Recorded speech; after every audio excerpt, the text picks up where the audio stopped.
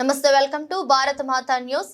పెందుర్తిలో ఎన్నికల ప్రచారం జోరందుకుంది. ఇటీవల వరకు స్తబ్దుగా ఉన్న రాజకీయ పక్షాలు ప్రచారంలో వేగం పెంచాయి. ముఖ్యంగా ఎన్డీఏ కూటమి పక్షాలు ఎన్నికల ప్రచారంలో దూసుకుపోతున్నాయి. జనసేన రూరల్ జిల్లా అధ్యక్షుడు పెందుర్తి ఎమ్మెల్యే అభ్యర్థి పంచకర్ల రమేష్ బాబు తనదైన శైలిలో ప్రచారాన్ని హోరెత్తిస్తుండగా బీజేపీ, టీడీపీ నాయకులు ఆయనకు అండగా నిలుస్తున్నారు. పెందుర్తి మండలం ముదపాక, బొడ్డునాయుడుపల్లెం, గోవిందపురం, గుర్రంపాలెం, ఎస్ఆర్ పురం, జుత్తాడ గ్రామాల్లో కూటమి నాయకులు ముమ్మర ప్రచారం సాగించారు. పంచకర్లతో పాటు అనకాపల్లి ఎన్డీఏ ఎంపీ అభ్యర్థి సీఎం రమేష్ నాయుడు సోదరుడు శ్రీనివాస నాయుడు, పెందుర్తి నియోజకవర్గం BJP convener Korle Ramu Naidu, GVMC TDP floor leader Peela Srinivasarao, మాజీ జెడ్పీటీసీ రెడ్డి నారాయణరావు, జనసేన నాయకులు గల్లా శ్రీనివాసరావు, ఐతి సింహాచలం, గోర్లె అప్పారావు తదితర కూటమి నాయకులు ఆయా గ్రామాలకు వచ్చినప్పుడు అక్కడి ప్రజలు బాజా భజంత్రీలతో పూల వర్షం కురిపించి ఘన స్వాగతం పలికారు.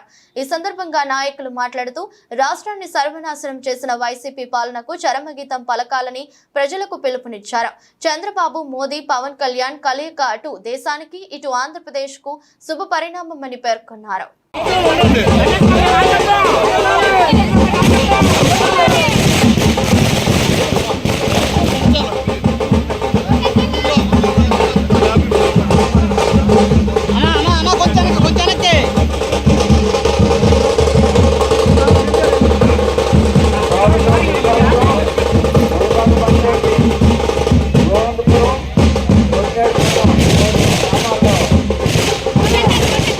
పేద ప్రజల జీవితాల్లో బాగు చేయడానికి రాజకీయాల్లోకి వచ్చిన పవన్ కళ్యాణ్ గారిని కూడా మీరు అందరూ దీవించాలని చెప్పి నేను కోరుతాను.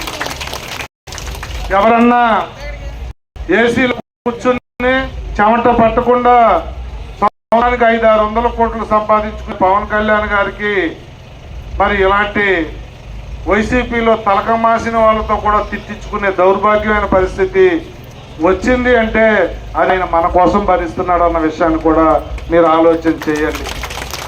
ఆయన సినిమాల్లో ఉండి చక్కగా ఎవరితో సంబంధం లేకుండా ఉంటే కోట్లాది ప్రజలు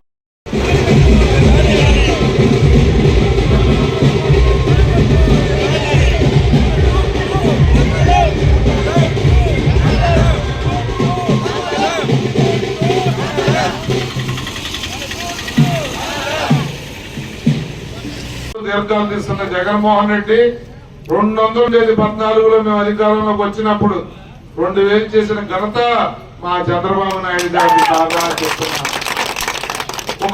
ఒక మంచి పొత్తు ఢిల్లీలో మనం ఇక్కడ ఎంపీ రమేష్ గారికి, సీఎం రమేష్ గారికి ఓటేస్తే ఢిల్లీలో ప్రధానమంత్రి 3వ మోడీ అవుతారు.